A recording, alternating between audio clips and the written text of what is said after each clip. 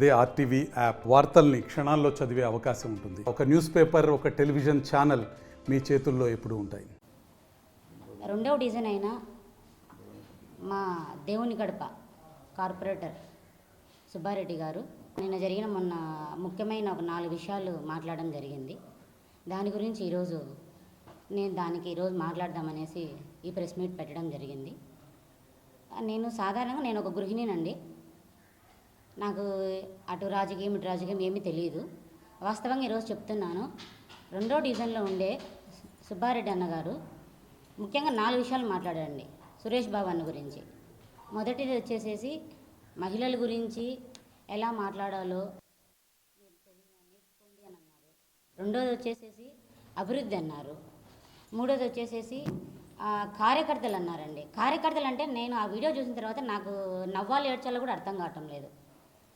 First వచ్చేసండి మహిళల గురించి తెలుసుకోవాలన్నారు. మీరు మహిళలను గౌరవించాలి అన్నారు. ఏమి గౌరవించలేదనేది నేను ఒకటి మాట్లాడుతున్నాను.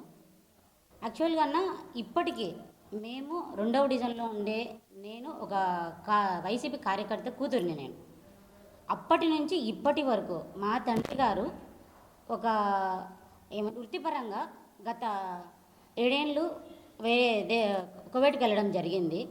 నేను అప్పుడు 10th క్లాస్ చదువుతున్నానండి. 10th నుంచి ఇప్పటి వరకు ఎనీ టైం అన్నకు ఫోన్ చేసి కానీ ఏదైనా అడిగినా కానీ అన్న పలుకుతారండి ప్రతి విషయానికి కూడా. అయితే ఈరోజు ఈయన ఏదో సురేష్ అన్న గారికి పదవి పోయిన దానివల్ల ఫ్రస్ట్రేషన్లు ప్లస్ మతి స్థిమితం వల్ల మాట్లాడినారు, అది ఇది అని అంటున్నారు. మతి స్థిమితం ఎవరికి బాగలేక ఎవరు ఏ పార్టీ నుంచి ఏ పార్టీకి చేరారనేది మీరు గ్రహించాల్సింది ఉంటుందండి. ఈరోజు పదవేమి సురేష్ అన్నకు కొత్త కాదు, ప్రజలకు సేవ చేయడం కొత్త కాదు. పదవి ఉంటేనే సేవ చేయాలనే వ్యక్తిత్వ గల మనిషి కూడా కాదు అన్న. మాకు అందరికీ అభివృద్ధి, ఇంకో 2 పాయింట్ వచ్చి అభివృద్ధి అండి.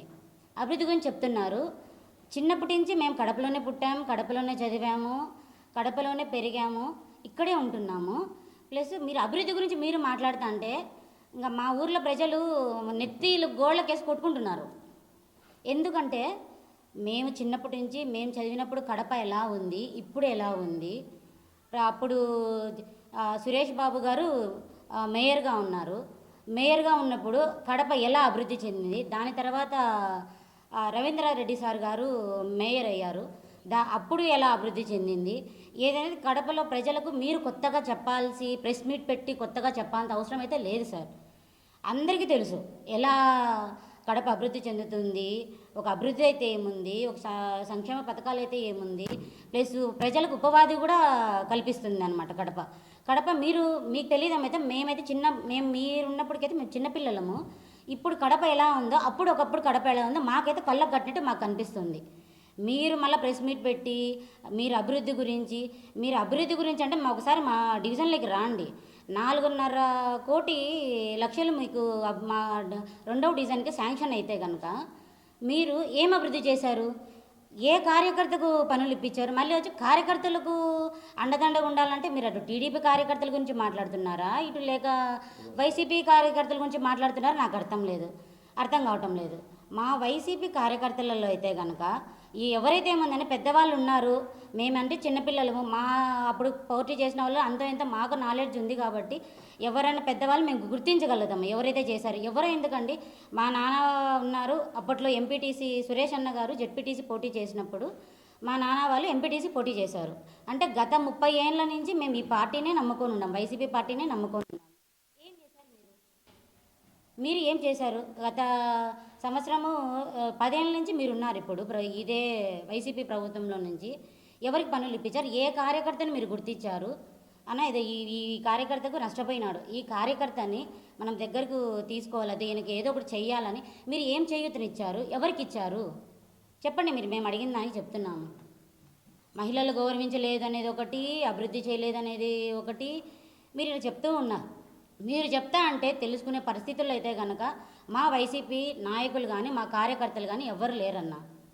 మీరు అన్నారు ఏది లేడీస్ వాళ్ళని ట్రోల్ చేసుకొని ఆనందపరుస్తున్నారు, ఎంజాయ్ చేస్తున్నారు మీరు అంటే, అలాంటి నీచమైన మనస్తత్వం అయితే కనుక మా నాయకులకు లేదు.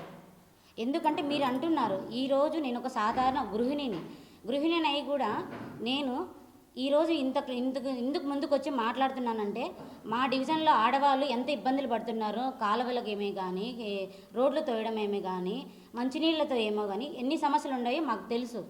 అందుకే ఈరోజు మీరు సురేష్ అన్న గారి గురించి ప్రత్యేకంగా మీరు ఎలా తప్పుడు వాక్యాలు ప్రజలు ముందు తెలియజేస్తున్నారో అది ఒకసారి మీకు నేను చెప్పి, ఎప్పుడైనా సరే మీరు ఒకసారి మా 2వ డివిజన్కి వచ్చారంటే కనుక ఎనీ టైం మీరు ప్రజలలోకి రండి, వెళ్దాం. మీరైనా సరే మేమైనా సరే వెళ్ళి మాట్లాడదాం. ఏం మీరు మాకు ఎంత మటుకు చేశారు, ఎంత అభివృద్ధి చేశారు అనేది మాకు కూడా కళ్ళకు కట్టినట్టుగా. అసలు మీరు ఈ ఫోటో ఎవరైనా చూపించినా ఈయన ఎవరమ్మా అని అడుగుతున్నారు నన్ను. మేమేం చెప్పాలి ఇంక సమాధానం? గత వైసీపీ వాళ్ళలో ఎంత అభివృద్ధి చెందిందో, ఎలా ఉందనేది కళ్ళకు కట్టినట్టు కడప అనేది అందరికీ తెలుస్తుంది. మీరు చెప్తే తెలుసుకునేంత దుర్భర అయితే ఇక్కడ ఎవరు లేరు అని మనవి చేసుకుంటున్నాను. మరిన్ని వీడియోస్ కోసం ఛానల్ ని సబ్స్క్రైబ్ చేయండి, లేటెస్ట్ అప్డేట్స్ కోసం వాట్సాప్ ఛానల్ ని ఫాలో చేయండి అండ్ లింక్ డిస్క్రిప్షన్ లో ఉంది.